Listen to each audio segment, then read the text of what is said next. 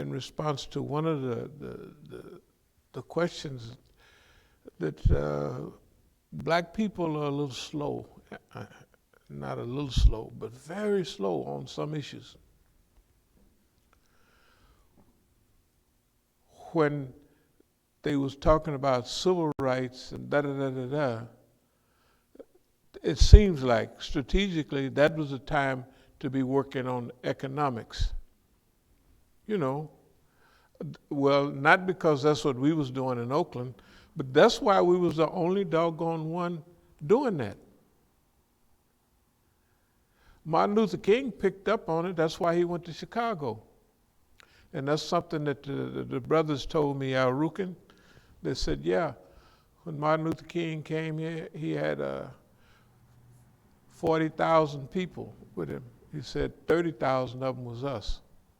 They organized for him and for that, you know, and they were organized too, you know.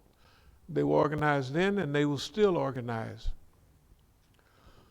But they missed the point that if they were organized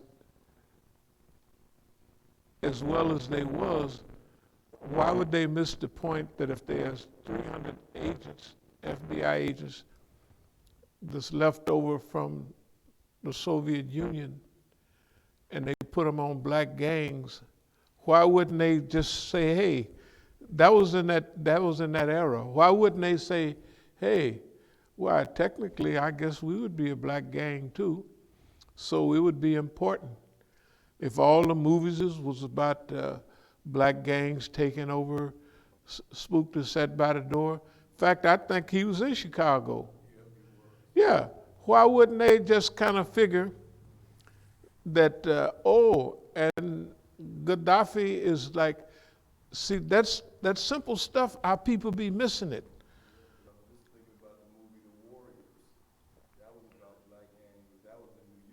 Right. But can you imagine? The guys are on the phone talking about, not that they see Gaddafi, it's just like us. We have pictures with Iranian, we know what it means, it's automatic. You know what I mean? Why wouldn't our people know that if they're going to see Gaddafi, Gaddafi is sending happy days and felicidades and happy new year and all that, and he's number one on the US list, well, number two after Iran, why wouldn't they be, you know? So if the black website for the Black Caucus would not have anything related to climate change, although if the climate don't go right, everybody, that's one ship that is sink, everybody's on it, right? Everybody's on that ship. So that means that I think it's kind of like us, that we know we are for our people. That's where we are already. But we know that if we saved every black person in the world, it wouldn't do no whole lot of good. It would be nice and everything, but that means for about another 5 years, they can have money and ride around in pretty cars, and then they'll drown, you know, right? So this thing about our people and our ability to focus on the realities of our time, what is important, priorities, yeah, priorities in our time, you know, and in a way, I'm somewhat not happy with our approach, but if we open up a newspaper, this is years ago, and it says, the only people that's losing time is the life expansion of only one group of people is shrinking. It's white males. Then you put the guns, and then you put the The poor white males, of course. All these other white males, they ain't, you know what I mean? And it's related to opium, it's related to things that we're familiar with. Why don't everybody associate? Those things are right there in front of your face. Why is it hard for everybody to miss all of those things? You see what I mean? And if those people go wrong, which they're being steered in the wrong direction, they're pointing them at us like we're doing this to you. Right? We're doing this to you. Forget about it was a Mexican DEA, he was a Latino, let's call him that. Several years ago, DEA, he quit because this issue about opiates and what have you, he got some cases ready against these big companies, and they told him, push it aside. There's a white lady just 4 or 5 years ago. The white lady, she had 30 years in the DEA. She put her package together. They said, don't worry about it. Okay, because now they giving them $1 billion fine. Now that's after they done made $700 trillion off selling dope and getting everybody hooked. The doctors is getting them hooked. You know what I mean? They giving the doctors free packages of heroin, well, whatever it is, Oxycontin and all that. Okay, why? That could be. That's why I believe our job is very important. It's very important because it's not that's As-Sabiqun's job to go out front, but the people are slowish. Why wouldn't a black caucus? It don't stop it from being black by having climate change on it to make them smart. Because that's something that could unify everybody with. They could, then we the black caucus, but we want everybody. We don't want nobody to drown, right? So they could expand. And that's, well, anyway, to our, how did y'all want to approach this? What's on the table is just a few weeks away. It's a few weeks. December 25th is a few weeks away. The discussion is about, it developed off, we was talking about Greta Thunberg the other day, and then all of this. So why not have, for the Imam Tufail, strategic, organization, why don't we have that as one of our programs? And that's what's on the, so what ideas do we have so far?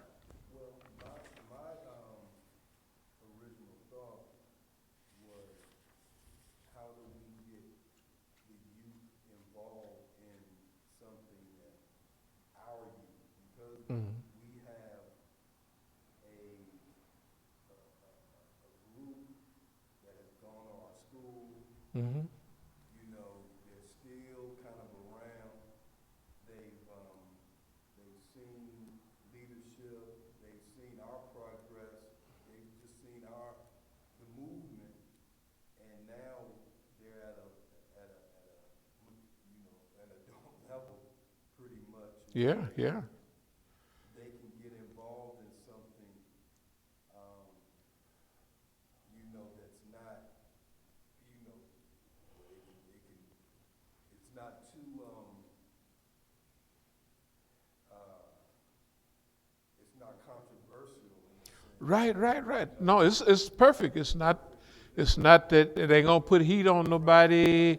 Hey, we just climate change. In fact, one of the speakers could watch the Greta Thunberg thing and have an analysis, just an analysis of the da. And okay, that's relatively easy for us because we got Does anybody have anyone in mind for speakers? Well, I mean, I hadn't, hadn't chosen anyone because, I had also thought prior to us speaking that because they all know each other, they could come together and almost like lock them in a room and say, look, come up with something and don't leave. I mean, I'm just kidding. No. Here's the idea. Just we could have that type of program, okay, to get them together. But we could have the program is the organizing tool. Hey, how about y'all thinking about, ever thought about forming a little climate consciousness organization off of the little Christmas dinner? Well, I don't want to call it a Christmas dinner. The 25th of December, Solstice Day, let's call it that. No, I'm just joking. And one of the young people, it would all be, since it's so-called Christmas Day, it don't have to be long and drawn out. The main thing would be the meal, the get together, and the platform. So, your wife is young. No, and that all is a nice, perfect link, right? Do you think she would like to make just a little? She does the sister stuff, right? Well, no. It's if not, I got one of my daughters is coming back, and from I could run it by them. That hey, just do.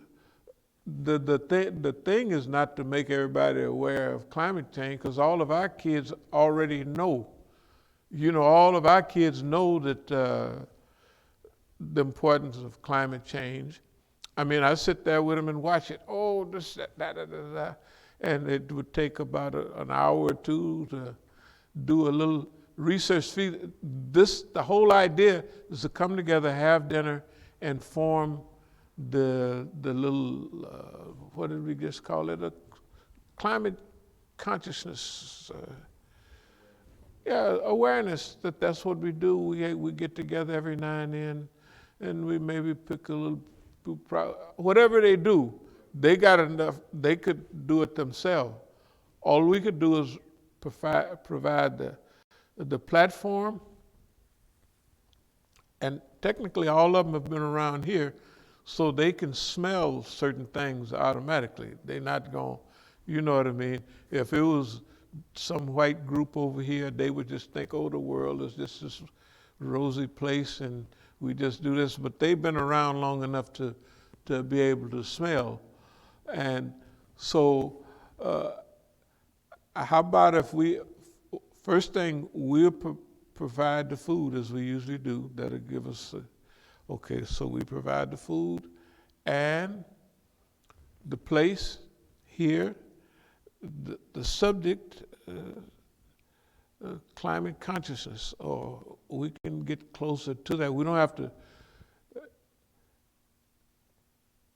get everything like today. For instance, if we just have one speaker from amongst them, just one, for a little while, by the time I introduce the program and wrap it up, you know what I mean, after that would be sufficient, you know what I mean? We don't have to overdo it at all.